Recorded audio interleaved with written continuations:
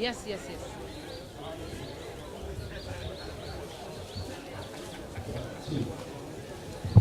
Somebody, anyamazishe hiyo. Are we ready? Thank you very much. Somebody ambie hiyo watu wanyamazishe hiyo.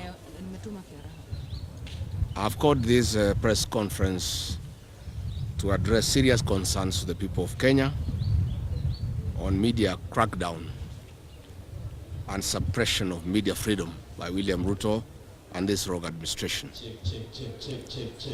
Today, I'm concerned as you are on the threats to the media and freedom of expression, media freedom in East Africa and in particular here in Kenya and Uganda as we approach the 2027 general elections.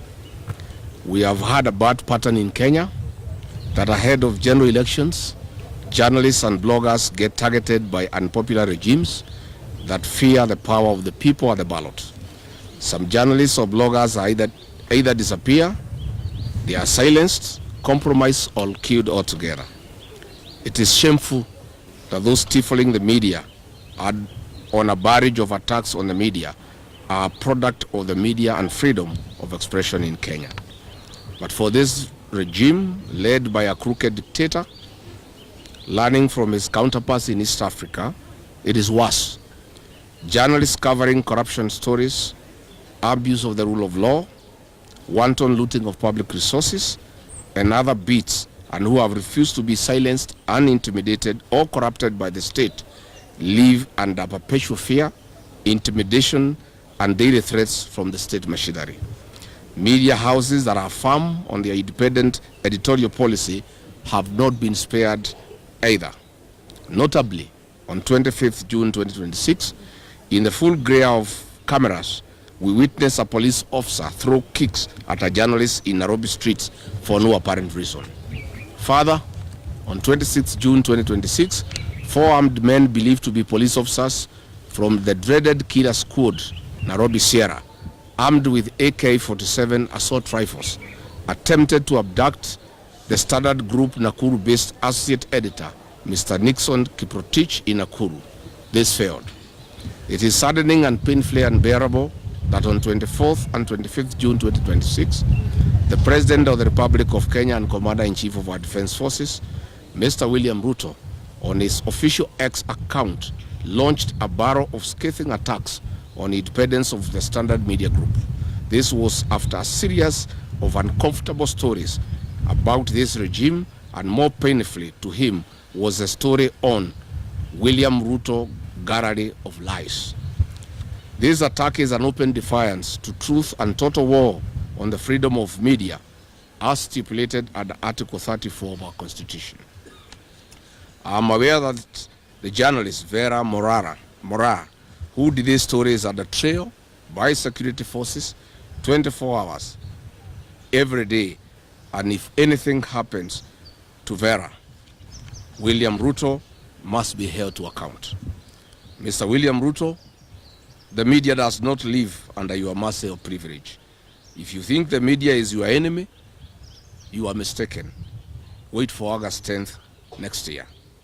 It is further alarming that some few days ago, journalists attached to MediaMax Limited were sanctioned for physical and online bullying by state operatives and bloggers. Their safety and privacy were compromised and exposed.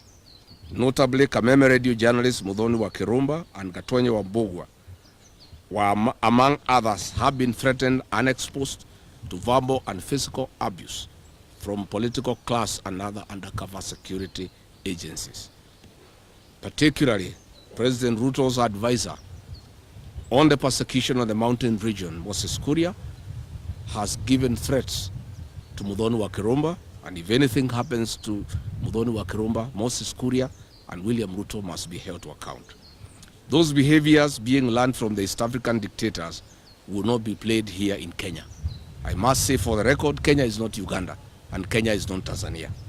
But more importantly, we are aware and informed of William Ruto's plans to shut down some media houses, cripple others through the government advertising agency financially, and slow down and eventually shut the internet on the 10th of August 2027. But let us remember, on 3rd May every year since 1993, the world marks the Press Freedom Day as ratified by the United Nations General Assembly. It is not only that 3rd May is the only day we celebrate and observe media freedom, but every day we must observe and honor the media as the fourth estate. In our country, Kenya, press freedom is not a privilege granted by the state, but a right recognized under our Constitution. Article 33 and 34 of our Constitution gives the right to freedom of expression and freedom of the media respectively. Our Constitution has not changed, and those who believe in the dark days must be reminded accordingly. It is not about what you like in the media, but the truth. Further, I strongly condemn the closure of NTV Uganda, Spark TV, and Daily Monitor by Uganda's military chief, General Muhoozi, who is the son of Kaguta Museveni. He is a close confidant of William Ruto, and by association, Ruto is part and parcel of this shutdown. The pattern of media crackdown can be seen even by those who have challenges in seeing. I strongly urge the East African Press Councils to stand firm and remain vigilant as the three known East African dictators flex their retrogressive incivility on the fourth estate. I also urge journalists to remain firm and remain so. In all this, neither William Ruto nor any officer in his government has spoken against this. This clearly confirms that William Ruto and Kaguta Museveni are Siamese twins in media suppression. The freedoms we enjoy today were not given on a silver platter. Kenyans fought for them. We have sunk a higher lower through this regime. Even international media houses are being threatened and sanctioned against airing certain stories. This has never been seen. I have been informed in confidence that some top journalists and editors have been marked for crackdown and silenced by this regime. I have personally reached out to some of them, and within the week I will reach out to the rest. If anything happens to any journalist in Kenya, whether a foreigner or a resident, this government must be held to account. And regarding Gachagua, we will remain very, very vigilant and will be available to call out on any threat to any journalist in Kenya.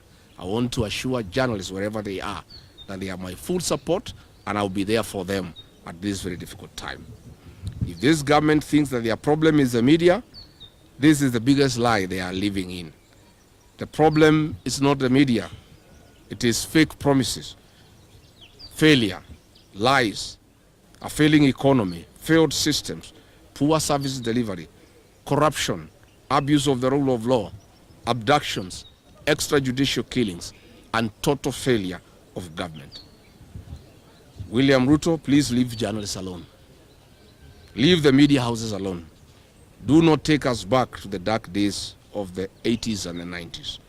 It is unbelievable that in the era of information technology, artificial intelligence, and citizen journalism, the state can sit down and think of how to silence the media. This is when schools have no classrooms and hospitals have no drugs, even painkillers. William Ruto, you have captured all institutions. You have punctured the opposition immediately after you got into power. Please leave the 55 million Kenyans with the media as their last line of defense.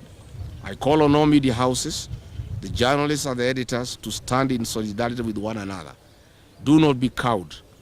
Do not be threatened or intimidated. Stand firm and speak the truth for the people of Kenya. You are the last line of defense for the 55 million Kenyans.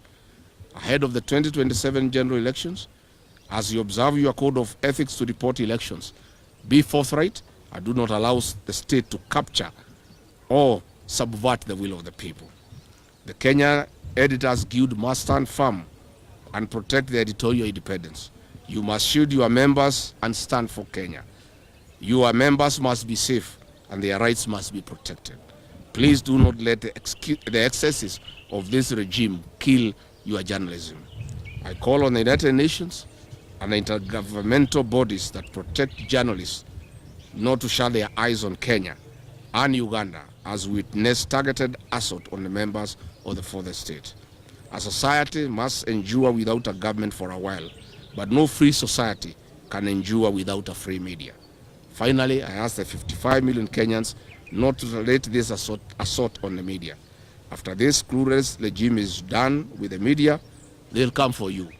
So please don't just start by as the media is being intimidated and tormented. Thank you very much.